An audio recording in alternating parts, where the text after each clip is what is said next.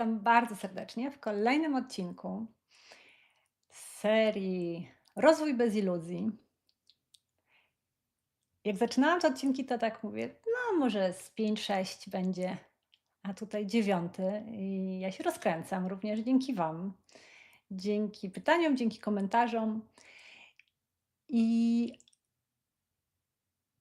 postanowiłam pójść tym rytmem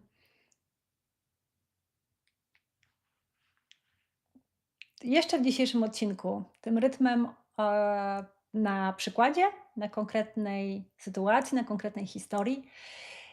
I to jest świetny przykład, który dostałam, bo pokazuje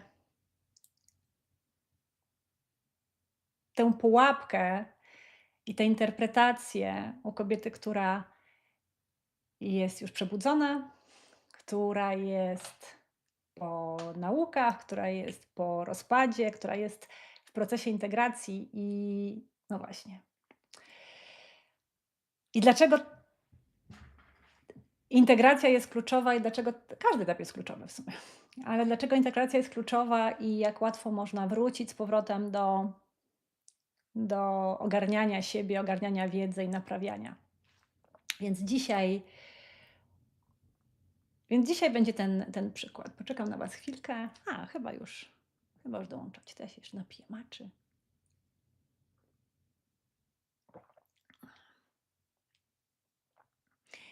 Powiem Wam, że nie wiem, co we mnie wstąpiło, ale od tego 26 stycznia dostałam takiego powera, że mogę tak jakby u mnie się już zima skończyła. Ja już jestem na wysokich obrotach wiosennych. Zobaczymy, czy to tak na chwilę, czy na dłużej. Wszystko ma sens. No dobrze. Przeczytałam Wam wiadomość, którą dostałam. Zainspirowana Twoim live'em przyszło do mnie, żeby napisać temat mężczyźni. Problem? Nie ma ich. O mnie studia, terapia, ustawienia systemowe. Wszystko przeczytane i wdrożone od Kybalionu po Joe Dispenza. Królestwo Kobiecości, masterclassy, 6 lat pracy. Wiem, kim jest królowa. Nie biegam, nie szukam plastrów. Ale droga, którą obrałam, nie jest lekka. Im bardziej ja jestem zdrowa, tym więcej samotności doświadczam. I w końcu zapytałam, jeśli wszystko jest lustrem, a mężczyźni na aplikacji randkowej znikają po wymianie uprzejmości i jest to spójne z jednym mężczyzną w realnej rzeczywistości, to pora zadać pytanie, co jest lustrem dla mnie? Wyszło, że oprócz tego, że nie przyciągam już niedostępnych mężczyzn, nie gonię, a pole się integruje i cisza jest elementem rozwoju i niewłaściwi mężczyźni sami odpadają, to poszłam głębiej. Rozwój rozwojem, bycie kobietą wysokich standardów, okej, ale wszechświat, pole, Bóg wyrzuca mi mój brak wiary, że dostanę. Triggeruje mnie relacja z Bogiem, nie wierzę, że dostanę. Stąd ta frustracja. Co mam jeszcze zrobić, żebyś mi dał? Dał Boże. Zabiera mnie to do ojca, którego, jak myślałam, ogarniałam na ustawieniach systemowych, więc skoro nie wierzę, że dostanę, to nie dostaję. Pojawia się mężczyzna, chwila rozmowy lub jeden telefon i cisza. Ten na żywo, który się pojawił, też okazuje się nie być zainteresowany. Mniejsza o powody. Czekajcie. Uznałam, zintegrowałam, zapaliłam świecę i dziś oglądam Twój live o kobiecie, której mężczyźni nie wybierają. Moja relacja z Bogiem nie ma nic wspólnego z Ojcem, tak myślę. Bóg mnie nigdy nie zawiódł, a jednak fakt braku wiary, że mi da, czego chcę, czyli nowy związek, manifestuje się w życiu od 17 miesięcy. Bóg mnie zawodzi jak tata. Jak tu ojca nie wybija? Oczywiście, że wybija. Czy to wymaga sesji, czy dać szansę polu? Mam poczucie, że to była ostatnia rzecz w temacie braku mężczyzn w moim życiu. Nie potrzebuję naprawy. Potrzebuję, Maju, Twojego otwartego spojrzenia. 6 lat temu usłyszałam od jednej kobiety, która zajmuje się ustawieniami, że długo będę sama. i to Pan zdecyduje o tym, kiedy będzie związek i to może być z dnia na dzień. Rozumiem, że każdy ma swój wgląd, ale nie chcę już się naprawiać. Chcę żyć życiem kobiety w nowym związku. Czy, drogie panie, te z was, które są już jakiś czas, są już zaawansowane w swojej ścieżce rozwojowej, czy nie podpisałybyście się pod tego typu rozkminkami, wątpliwościami? I to pytanie, które bardzo często przychodzi od samego początku, to jest pytanie o to, co mam jeszcze zrobić. Już chyba zrobiłam wszystko, zrobiłam bardzo dużo. I porozkładam wam to na części pierwsze, bo to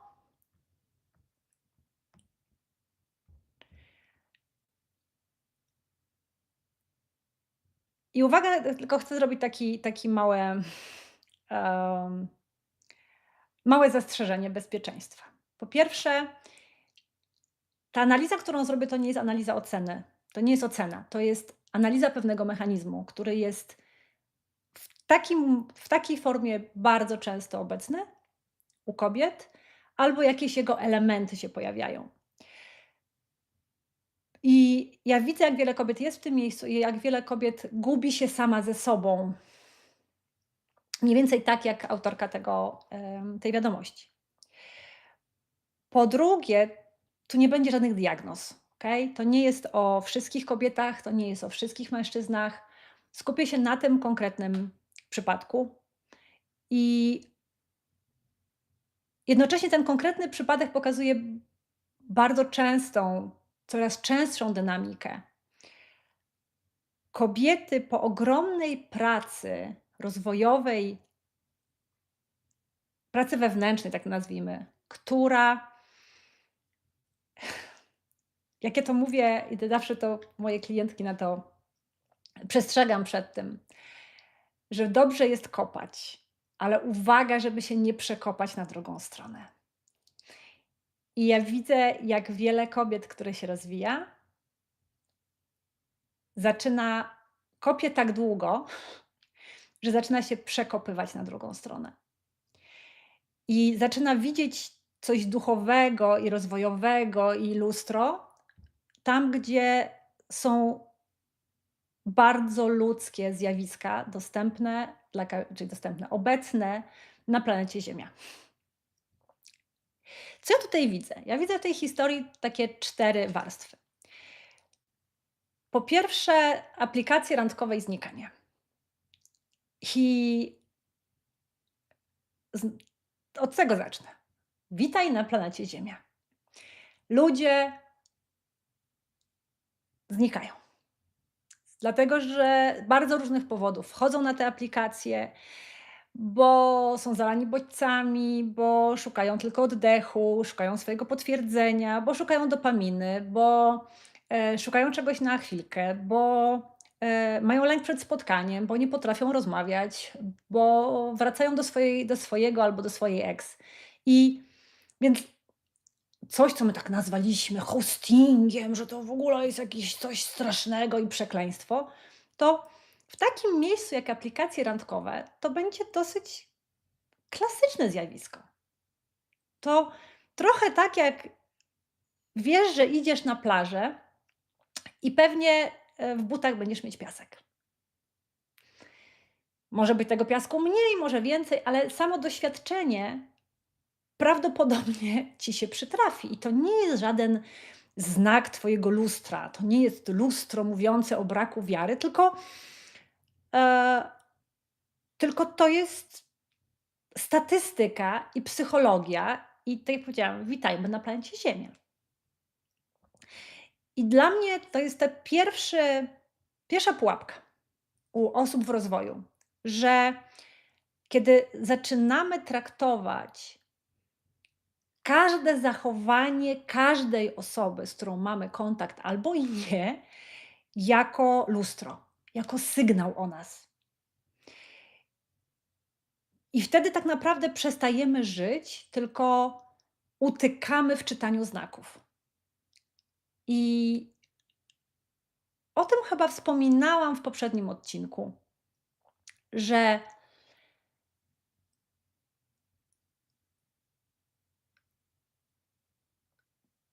ważne jest, aby mieć świadomość tego, że tu nigdy nie chodzi o nich. Ale jak się przejdzie tą fazę, to wchodzi się w drugą fazę niuansów i świadomości i spojrzenia na to z szerszej perspektywy i pojawia się wtedy albo nie, umiejętność wyłapania to, co jest do mnie albo o mnie, a co jest kokreacją z innymi ludźmi. I nie każda osoba, która mi znika na aplikacji, będzie moim lustrem. Bo tam też są osoby, które znikają, bo tak jak powiedziałam, z wielu różnych powodów i to nie ma nic wspólnego z nami. Więc uwaga na to, moje drogie, rozwinięte panie, żeby nie zacząć się przekopywać na drugą stronę. Zacząć patrzeć na życie jako na przestrzeń, w której nie tylko są nasze lustra, ale jeszcze są inni ludzie ze swoimi własnymi historiami, ze swoimi ścieżkami, ze swoimi problemami i tak mijamy się z nimi na planecie Ziemia. Drugi element tej mapy, którą Wam tutaj opiszę, to jest to przekonanie, że skoro znikają, to jest to lustro mojego braku wiary. Czyli znowu ta próba nadania sensu. I to jest bardzo częste. To jest nawiązanie do tego, o czym mówiłam wcześniej, ale jednocześnie kto potrzebuje sensu u nas? Ego, umysł. Sens nie idzie z duszy. O tym mówiłam przy okazji tych kilku elementów. To nie dusza nadaje sens. Sens to jest interpretacja umysłu. Tak naprawdę ego potrzebuje sensu.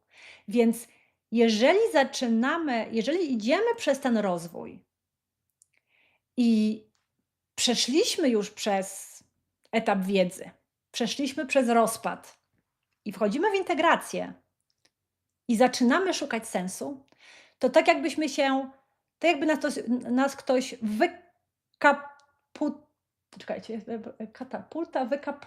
wykapultował, ale sobie trudne słowo znalazłam, przerzucił nas z powrotem do etapu wiedzy. Bardzo często pułapka.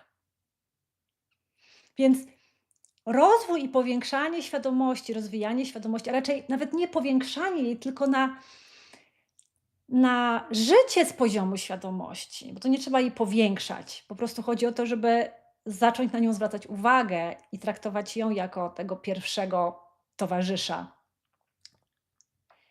Sprawia, że nie zastanawiamy się nad sensem. Kiedy jesteś tu i teraz, kiedy jesteś obecna, kiedy jesteś świadoma, to nie zastanawiasz się nad sensem. Więc uwaga, sens to jest powrót do wiedzy. I bardzo to krzywdzi progres w etapie rozpadu i jeszcze bardziej krzywdzi na etapie integracji, więc uwaga na to. Podoba mi się ta część o przepracowałam wszystko. To jest ukryta pułapka, podwójna. Z jednej strony, no tak, tutaj w tej wiadomości u tej kobiety jest dużo kompetencji. Terapia, ustawienia, dyspensa, kybalion, królestwo kobiecości. To jest piękne. Tylko ta wiedza jest potrzebna do pewnego momentu, a potem należy się z niej zacząć znowu rozbierać. A znowu, jak wchodzi ego jak nie włączamy świadomości, tylko korzystamy z podpowiedzi ego, to ego bardzo sprytnie zaczyna używać rozwoju i duchowości dla swojego istnienia. I jednym z bardzo sprytnych manewrów ego jest ubranie cię w nową tożsamość, ubranie cię w nowe ubranko. Tym ubrankiem jest kobieta, która wie. Kobieta, która przepracowała wszystko. Więc wygląda to tak żałośnie, smutnie, a jednocześnie bardzo zabawnie. Jest to absurdalne, bo tak jak powiedziałam, przepracowujemy po to, żeby rozbierać się z naszych, z tych tożsamości, z naszych masek, z naszych historii, po to, żeby wylądować w nowej, w takiej pięknej kobieta, która wie. Mężczyzn to też dotyczy. I, I wtedy, kiedy jest się w tożsamości kobieta, która wie, dzieją się dwie rzeczy naraz. Tytułowe wysokie standardy, które ona tutaj sobie powiedziała. Mam wysokie standardy i wchodzenie w jakąkolwiek interakcję z poziomu testu, analizy, oceny. Więc to, że mamy wysokie standardy, to jest super. Jednocześnie w połączeniu z tym drugim robi się bardzo odpychająca opcja. I mężczyźni tego nie nazwą wprost, ale oni to czują. Oni czują, że nie ma lekkości u takiej kobiety, że jest rozmowa rekrutacyjna, że ona bardziej, że ona, i to się dzieje totalnie podświadomie, bo to wynika z tej tożsamości, która się nakłada. Czy on jest przepracowany, czy on jest po terapii, czy on uniesie moją prawdę, czy on jest przebudzony, czy jest zintegrowany i tak dalej, i tak dalej. Więc wtedy randka przestaje być randką, tylko zaczyna być, tak jak powiedziałam, rozmową rekrutacyjną i jakimś testowaniem. I tego nikt nie lubi, a szczególnie mężczyźni. Kolejny element. Co mam jeszcze zrobić, żebyś mi dał? Ty Boże, żebyś mi dał. I to zdanie, ono niesie ukrytą presję, którą bardzo często mamy. Właśnie przy rozwoju. To jest takie podświadome przekonanie: ja już tyle zrobiłam, więc mi się należy. I wspominałam chyba o tym w jednym z nagrań tej sesji, że ja dzisiaj z mojej perspektywy zobaczyłam coś, co było wcześniej dla mnie niedostępne i się z wami tym podzielę. Chyba nie wiem, czy już się nie dzieliłam. Że każdy z nas wchodzi w rozwój nęcony jakąś marchewką. I możemy mieć różne potrzeby, możemy mieć różne marzenia, ale jakby to włożyć do jednego worka albo pod jednym sloganem, to ten slogan by brzmiał: rozwój da ci szczęście. Rozwijaj się i będziesz szczęśliwa albo szczęśliwy. I teraz każdy z nas wkłada pod to szczęście coś. Rozwijaj się, a będziesz bogata. Rozwijaj się, a będziesz w super związku. Rozwijaj się, a będziesz zdrowa. Rozwijaj się, a będziesz mieć sukces. I bardzo dobrze, że istnieją te marchewki. Bo tak jak powiedziałam, my dzięki nim zaczęliśmy się rozwijać. I wiele osób dzięki tej niewidzialnej marchewce zrobiło ogromną pracę w swoim życiu. Jednocześnie znowu przychodzi taki czas w rozwoju, że należy podziękować tej marchewce za to, że była na początku. ale przestać na nią zwracać uwagę, bo rozwój nie prowadzi do szczęścia. Rozwój prowadzi do prawdy. I ta prawda ma różne elementy, których osoby oświecone nie nazywają szczęściem. Wiecie, jak sobie popatrzyłam na mistrzów oświeconych, to nie pojawia się tak naprawdę to słowo szczęście. To jest słowo, które idzie ze słownika ego. Więc tutaj bardzo mocno czuć, że jeszcze nie została pożegnana ta marchewka. Już tyle zrobiłam, więc życie mi się należy, więc coś mi się należy, więc partner mi się należy, więc związek mi się należy, więc obfitość mi się należy, więc zdrowie mi się należy. Bo przecież ja tak byłam taką grzeczną uczennicą, taką pilną uczennicą. I ja z tym się ogromnie łączę, bo ja przez to przeszłam w 2018. I to był dla mnie rozpad mojej tożsamości, tej, która wie, i tożsamości zbudowanej na tej marchewce. I pamiętam bardzo dobrze, jak grzmiałam na Boga i grzmiałam na wszechświat i się obraziłam na rozwój na chwilkę, że no właśnie, ja jestem taką grzeszną uczennicą. Ja tak dużo zrobiłam.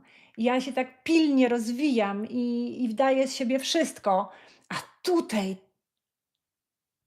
taka historia mi się przytrafia i tutaj takie okropne doświadczenie, którego nikomu nie życzę. Więc czasem to jest doświadczenie, które do nas przychodzi. O, na przykład jedna z kobiet, z którymi pracuję, wyszła dokładnie z tym samym tematem w obszarze zdrowia. Ja się tyle rozwijam, a się potknęłam i mam 6 szwów. A ja myślałam, że jak będę w integracji, to już nie będę mieć żadnych problemów. To nie tak działa. Więc pamiętajcie o tym, że kiedy rozwój jest po to, żebyśmy doszli do prawdy i w konsekwencji i pośrednio daje poczucie harmonii, spokoju, większej lekkości, ale nie daje gwarancji, o tym już mówiłam chyba w pierwszym czy drugim odcinku tego cyklu, że nie daje gwarancji na to, że będzie lekko, łatwo i przyjemnie. To, co robi, i to jest ogromna wartość, to jest to, że my inaczej przechodzimy przez takie doświadczenia. Inaczej one na nas wpływają. Coś innego z nich wyciągamy, aniżeli byśmy zrobili bez rozwoju. I tutaj a propos tej presji, co mam jeszcze zrobić, żebyś mi dał tego mężczyznę, czy w ogóle mężczyznę, związek? Jest taki paradoks, o którym się słyszy już na samym początku drogi rozwojowej. Że im większa presja, tym mniejsza szansa, że się dostanie. Cokolwiek to jest. I o tym powie każdy nauczyciel, każdy przewodnik już w temacie, już na poziomie manifestacji. I im bardziej chcemy, żeby coś było, tym bardziej energia nasza robi się gęsta, spięta, zadaniowa, a to stwarza tamę w przepływie i w przypływie do nas. Czyli tak naprawdę to tym bardziej blokuje, żeby cokolwiek doszło i cokolwiek do nas przyszło. I ja wiem, że to nie jest łatwe. Ja wiem, że to jest bardzo trudne, że no ale co mam udawać, że nie chcę, skoro chcę? Czy mam się cieszyć tym, że nie mam, skoro jestem smutna, że nie mam? Ale to są właśnie te schody w rozwoju, że na początku jest to bardzo trudne do zrozumienia, potem robi się to naturalne. Potem jak się idzie w zaufaniu, jak się wchodzi w ten przepływ, w ten flow, to naprawdę to się robi jasne i oczywiste, że dokładnie tak jest. I rzeczy zaczynają przypływać i przychodzić wtedy, kiedy nie mamy na nie presji. Kolejny punkt. Ten wątek Boga i Ojca. To bardzo ciekawy wątek. Bo kiedy ona mówi: „Bóg mnie zawodzi jak tata”, to prawdę mówiąc, ja tu nie słyszę teologii, tylko taki emocjonalny wzorzec. Kontakt, nadzieja, cisza, rozczarowanie. To jest taki łańcuszek. I ten wzorzec, ponieważ jest zapisany bardzo głęboko, może się objawiać w bardzo różnych obszarach. Nie tylko w relacjach damsko-męskich, ale w biznesie, w przyjaźniach. Bardzo często tam, gdzie pojawia się jakiś temat autorytetu, ale nie musi. I to wcale nie znaczy, że tu jest coś do naprawiania u tej kobiety albo że coś jest zepsute, tylko trzeba sobie uświadomić, że tutaj pierwsze skrzypce podświadomie przejmuje ciało i układ nerwowy, które mówią: „Nie dostaję”. I im bardziej chce, tym bardziej nie dostaje. Więc skoro jej system jest zaprogramowany na „nie dostaje”, to im bardziej ona czegoś chce, tym bardziej się spina, jak nie dostaje, a im bardziej się spina, tym większa prawdopodobieństwo, że nie dostanie. I robi się taka pętla, wchodzimy w taki loop, który wymaga rozerwania, bo inaczej będzie different places, different faces, tak? Inne miejsca, inne okoliczności, inni ludzie, a to będzie dalej cały czas ten mechanizm. Kontakt, nadzieja, cisza, rozczarowanie. Em, I czekajcie, czy tutaj coś było?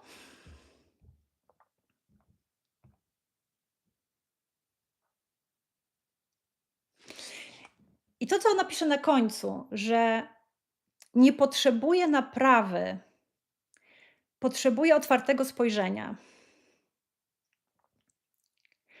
I tu jest znowu taki paradoks, bo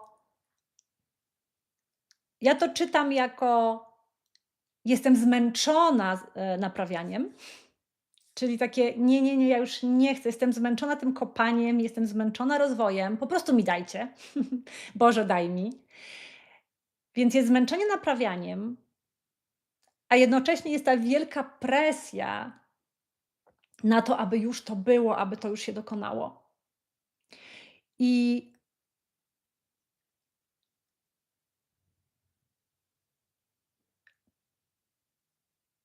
to jest mówiłam o tym, że to jest ten moment, w którym bardzo łatwo wylądować znowu, w więcej. Więcej rozwoju, więcej nauki, więcej wiedzy, więcej ustawień, więcej sesji, więcej terapii. No bo skoro doszło się do tego momentu, a dalej nie ma tego, co by się chciało, no to co głowa podpowiada? Nie odrobiłaś dobrze pracy domowej, jednak nie byłaś taką pilną uczennicą.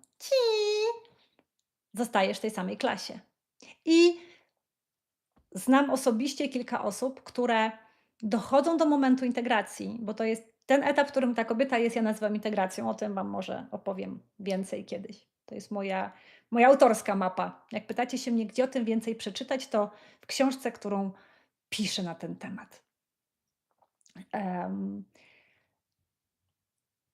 więc ja znam kilka osób, które dochodziły do poziomu integracji i ponieważ tam dalej nie było tego, co chciały, żeby było, na co czekały i po co się rozwijały, nie było tej nagrody, to to się cofają z powrotem do etapu wiedzy i tak można naprawdę wiele razy robić tą samą podróż zupełnie bez sensu, bo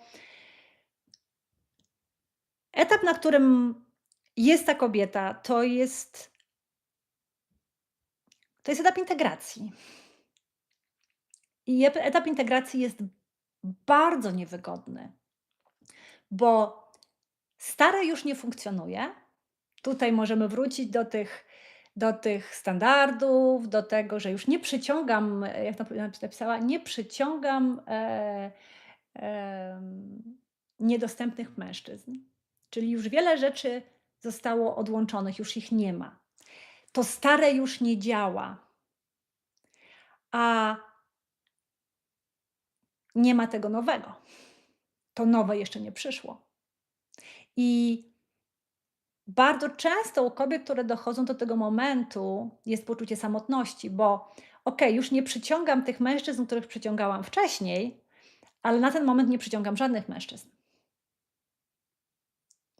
I robi się taka pusta przestrzeń, która jest bardzo potrzebna. Jednocześnie dla naszego umysłu jest cholernie niewygodna. I to jest ta pusta przestrzeń jest po to, żeby to stare do końca się odkleiło i jest po to, żeby w tej ciszy i z tej nicości u urodziło się nowe, które nie ma być upgrade'em tego starego. Nie ma być starym, ale odnowionym.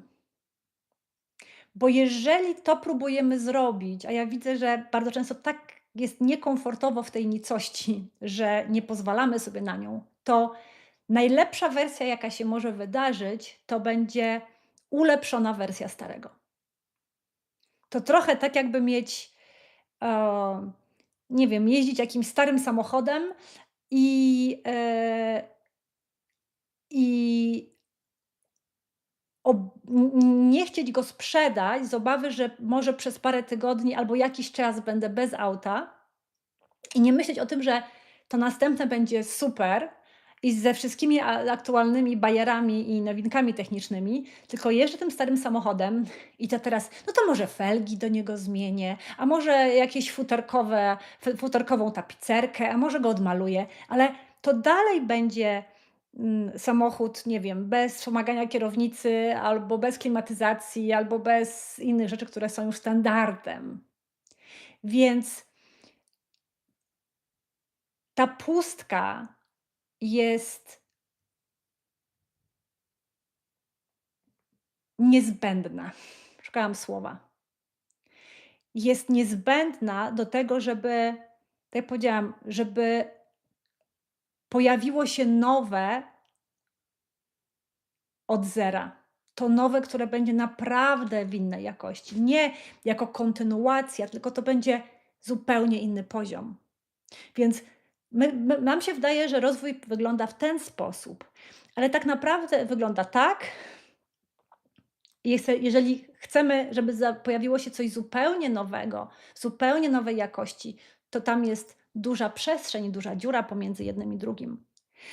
Więc jeżeli jesteś na takiej fazie, czy jesteś kobietą, czy jesteś mężczyzną, coraz więcej osób dochodzi do tego etapu integracji. I to jeżeli jesteś na tym etapie, czyli masz poczucie, że okej, już dużo wiem, był jakiś, był jakiś rozpad w danym obszarze i czuję w sobie to zmęczenie naprawianiem siebie, czuję, że już wiem wystarczająco i teraz jest pytanie, no i co teraz? To teraz ma być ta pustka.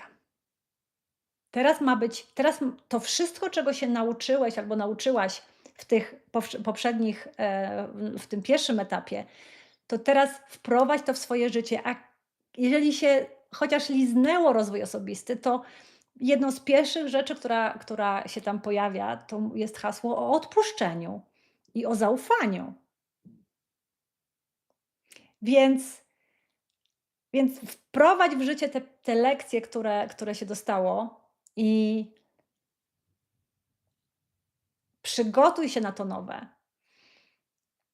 ale bez tego napięcia i bez traktowania tego nowego jako nagrody za tę pracę, którą się wykonało do tej pory.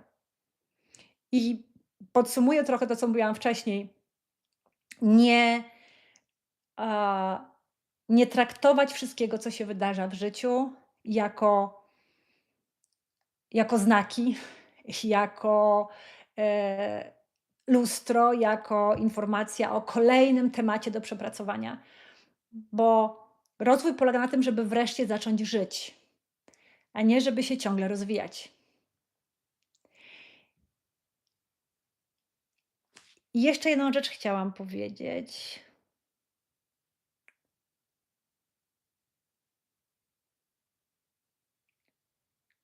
A propos tej próżni, a propos tej ciszy.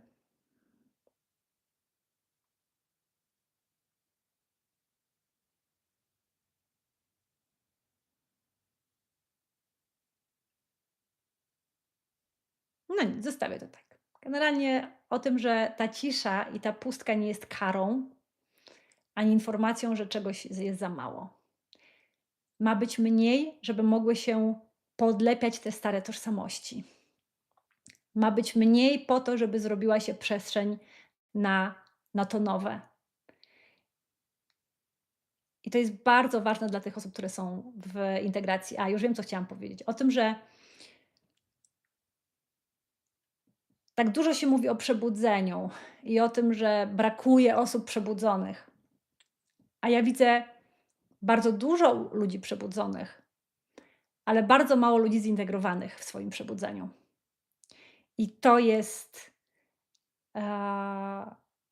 I na to trzeba uważać i dążyć do tego, żeby, tak jak powiedziałam, wejść w te niuanse na pewnym etapie i żeby zacząć integrować to, co już się wie, wprowadzać to do swojego życia, a jednocześnie rozbierać się z tego, co już nie pasuje do tej nowej wersji, do tego nowego systemu operacyjnego.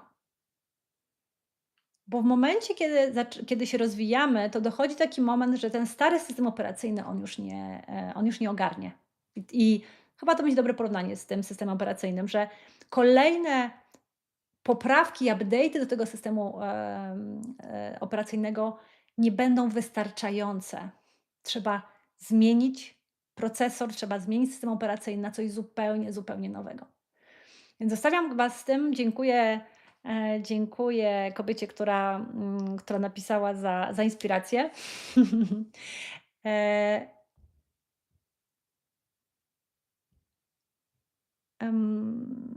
to jeszcze wam powiem na koniec jedną rzecz, tak a propos tego. E, Jakby wyglądała moja konsultacja z nią? To mniej więcej pokazałabym jej to, co pokazałam tutaj dzisiaj. Weszłabym w część bardzo praktyczną na temat tego, w jaki sposób ona wchodzi w relacje z mężczyznami na tych aplikacjach. Żeby zobaczyła, że tam jest dużo więcej praktyczności, i błędów popełnianych, a nie znaków, sygnałów albo tego, że wszyscy faceci to świnie. I